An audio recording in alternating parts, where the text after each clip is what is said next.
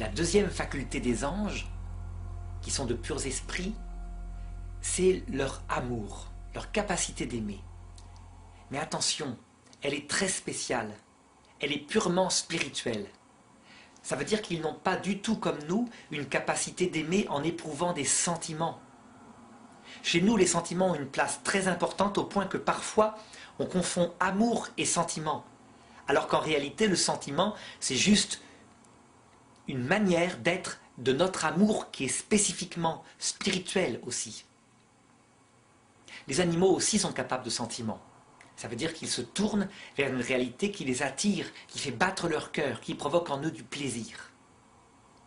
L'être humain est capable, parfois, quand il a dépassé ce côté sensible, sans le nier, hein, le sentiment fait partie de notre être. Et le dépasser, ça veut dire ne pas fonctionner qu'au niveau sentimental. Il est capable d'aimer une personne parce que son intelligence lui dit que c'est bien. Il faut lui vouloir du bien. C'est comme ça qu'on voit, et Jésus le raconte dans plusieurs paraboles.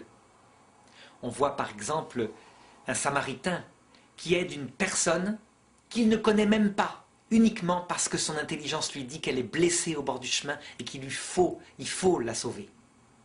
Ce Samaritain n'éprouvait pas de sentiment, mais son intelligence lui avait dit qu'il fallait l'aider. En vérité, le Samaritain a aimé. Eh bien, les anges, eux, ne sont capables d'aimer que parce que leur intelligence leur dit que c'est bien. Donc, ils aiment de manière volontaire. On dit que leur amour, c'est leur volonté. C'est identique à leur volonté. C'est-à-dire à leur intelligence qui choisit. Donc, quand un ange gardien, par exemple, choisit de faire du bien à une personne,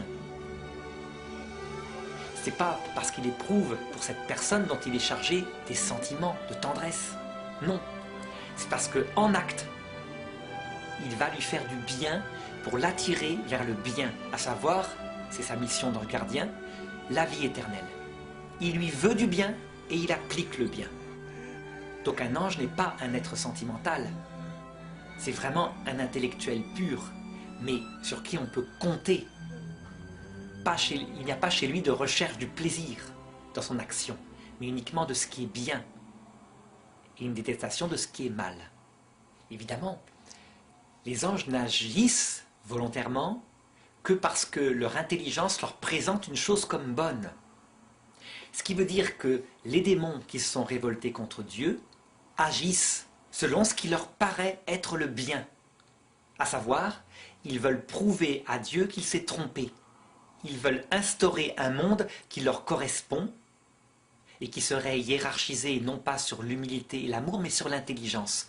Donc, ils font un bien subjectif. Ils ne choisissent pas le mal pour le mal, ils sont des êtres intelligents. Et je dirais même, ils désirent voir Dieu face à face, mais à leur façon à eux, telle qu'ils l'ont compris au départ de leur révolte. Et les bons anges, dans leur mission, eux qui ont suivi la révélation de Dieu au début de leur création, les bons anges ne visent qu'à une chose nous concernant, c'est que nous entrions un jour dans le salut éternel. C'est pourquoi un bon ange, s'il voit par exemple qu'un homme se conduit de manière très orgueilleuse, peut très bien, pour le sauver, lui envoyer un malheur et le renverser de son trône, comme le dit le Magnificat de la Vierge Marie. Donc un bon ange peut faire ce qui nous apparaît comme du mal, à nous qui vivons dans l'instant. Au contraire, il peut arriver que des mauvais anges fassent du bien, donc par exemple, nous fassent gagner plein d'argent, fassent qu'on ait une vie parfaitement heureuse sur terre, leur but étant, pour ce qui les concerne, de nous séparer au maximum de ce qui plaît à Dieu. Donc leur but leur paraissant un bien, on n'agit que pour le bien et les anges sont pareils, mais étant, en ce qui concerne Dieu, la recherche de notre perdition. Donc on voit par là qu'il ne faut pas être trop enfantin et attribuer aux démons systématiquement les malheurs, tandis qu'on attribuerait aux bons anges tous les bonheurs qui nous arrivent. Non, les pensées des anges ne sont pas du tout les mêmes que les nôtres. Ils ne vivent pas sur terre. Pour eux, la vie terrestre est un passage. Ils savent très bien qu'on en sort au bout de 80 ans. Ils ont une visée d'ange, qui est liée à l'éternité.